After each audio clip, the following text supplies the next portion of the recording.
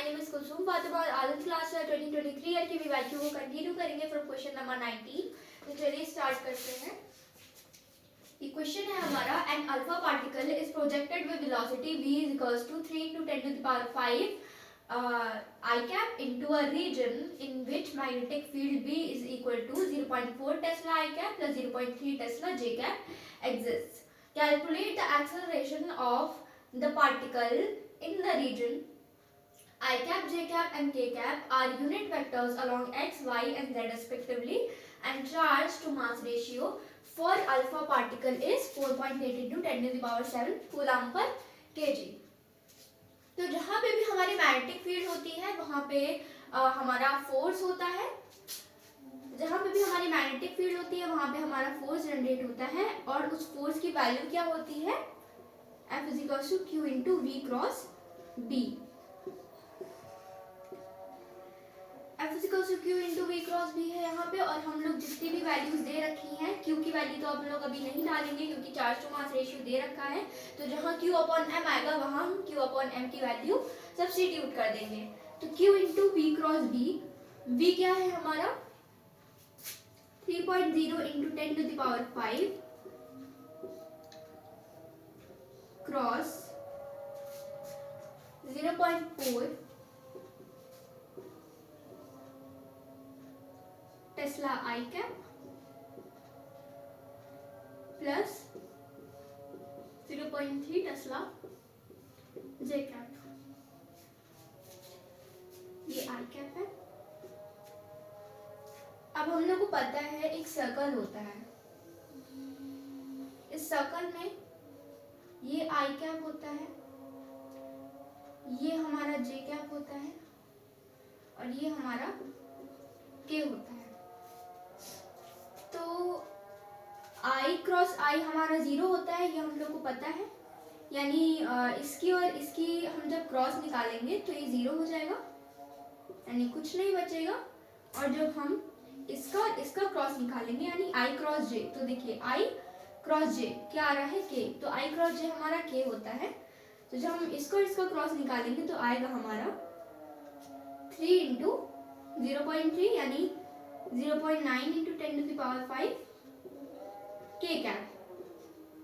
ये हमारा फोर्स आ गया। अब हम लोग को निकालना क्या है, calculate the acceleration of the particle in the region, यानी हम लोग को एक्सेलरेशन निकालना है।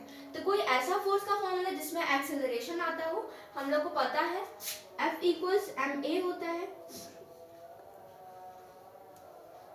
ये हमारा फोर्स का फॉर्मूला, इसमें एक्सेलरेशन आ रहा है, इधर से हम लोग एक्सेलरेशन निकाल सकते हैं। अब देखिए फोर्स की वैल्यू इधर डालते हैं, Q into 0.9 into 10 to the power 5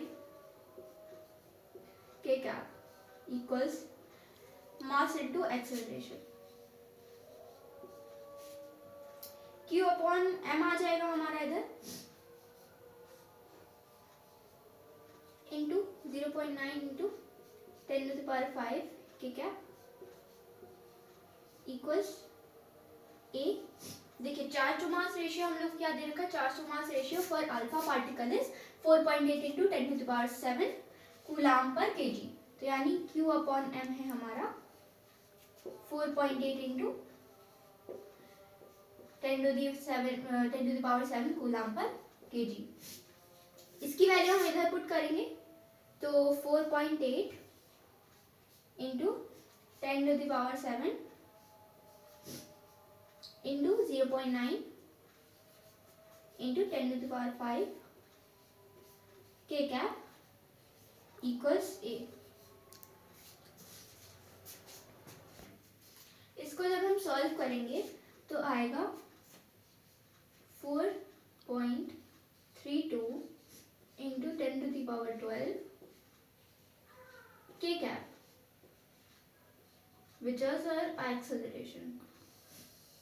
acceleration हमारा आ गया, यही हम लोग को निकालना था and this is our answer. हमारा नेक्स्ट क्वेश्चन है, consider an induced magnetic field due to change in electric field and an induced electric field due to change in magnetic field. Which which one is more easily observed? Justify your answer. ये question हम लोग से पूछ रहा है कि अगर हम लोग की मैग्नेटिक फील्ड चेंज होती है तो हमारी इलेक्ट्रिक फील्ड जनरेट हो रही है, एंड सेकेंड केसेस जब हमारी इलेक्ट्रिक फील्ड जनरेट हो रही है, इलेक्ट्रिक फील्ड चेंज हो रही है तो there is a induced magnetic field. सबसे ज़्यादा इजी क्या होगा इन दोनों में से? तो देखिए, जब हमारी इलेक्ट्रिक फील्ड चेंज होती है तो हमारी मैग्नेटिक फील्ड जनरेट होती है, ये बात ये क्वेश्चन में बता रहा है। और जब हमारी मैग्नेटिक फील्ड चेंज होती है तो हमारी एक इलेक्ट्रिक फील्ड इंड्यूस होती है। जो सेकंड केस है वो ज़्यादा इजियर है, इजीली ऑब्जर्व्ड है। When the magnetic field changes,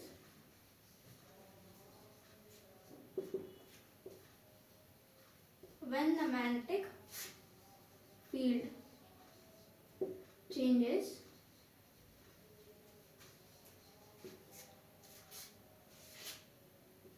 and induced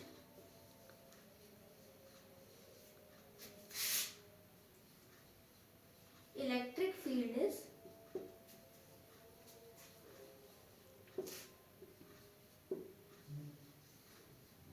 generated. This is more easily observed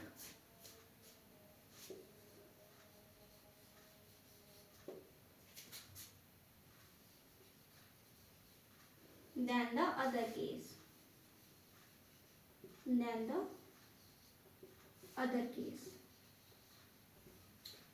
अच्छा, अगर आपको इस चीज़ का जस्टिफिकेशन देना है कि जब हमारी मैग्नेटिक फील्ड चेंज हो रही है तो ईएमएफ इंड्यूस हो रही है, ये हम लोग ज़्यादा इजीली ऑब्जर्व कर पाते हैं इन आवर एनवायरनमेंट, तो इसका जस्टिफिकेशन कैसे देंगे? हमारे पास एक कॉइल है, लेट्स टेक एनी कॉइल, हम सर्कुलर ले रहे हैं, और इसके पास हमारा एक मैग्नेट रखा हुआ है। तो मैग्नेट है, मैग्नेट के पास ऑफ कोर्स मैग्नेटिक फील्ड होगी, और जब मैग्नेटिक फील्ड चेंज होगी तो क्या होगा? There will be an EMF generated in the coil. अब एक तो ये एग्जांपल हो गया हमारा, हम एक और एग्जांपल ले सकते हैं। हमारा एक और हम दे सकते हैं जस्टिफिकेशन। हमारे पास दो मैग्नेट है, देयर आर टू मैग्नेट्स, और हमारे पास एक बीच में कॉइल है विच इज मूविंग, रोटेटिंग। इन दोनों मैग्नेट की मैग्नेटिक फील्ड की वजह से ये रोटेट हो रही है, तो यहाँ पे भी हमारा एक ईएमएफ जनरेट होगा। हम लोग ने मोटर जनरेटर का नाम भी सुना है, वहाँ पे भी बहुत इजीली ऑब्जर्व होता है कि मैग्नेटिक फील्ड जब चेंज होती है तो ईएमएफ इज जनरेटेड। तो हम लोग वो वाले एग्जांपल भी ले सकते हैं। अब हम लोग इस जस्टिफिकेशन को वर्ड्स में ऐसे लिखेंगे, तो चलिए वर्ड्स में लिखते हैं।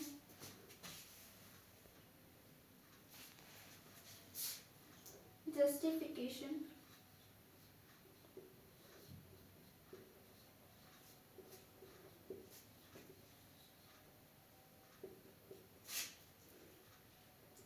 when there is a moving and rotating,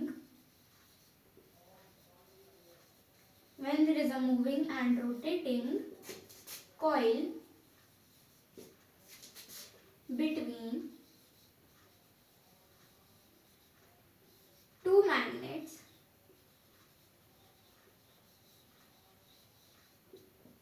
then जो मैग्नेटिक फील्ड है दोनों मैग्नेट्स की वजह से उससे ईएमएफ जनरेट होता है, then EMF is generated in the coil,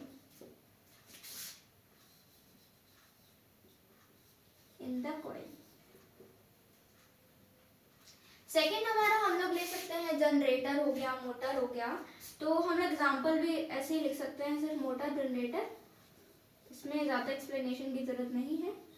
generators and Motors, ये सब हमारे एग्जाम्पल्स हो गए। तो दिस इज आवर आंसर। इतना ही लिखेंगे तो आपको फुल मार्क्स मिल जाएंगे। तो हम लोग के क्वेश्चन नंबर 20 तक क्वेश्चन हो चुके हैं। ये वीडियो थोड़ा सा शॉर्ट था क्योंकि मेरी तबीयत थोड़ी ख़राब है, तो नेक्स्ट वीडियो में जितने भी क्वेश्चंस हैं 20 से आई थिंक जितने भी क्वेश्चंस हैं वो कंप्लीट हो जाएंगे। तो that is all for today. Thank you for learning.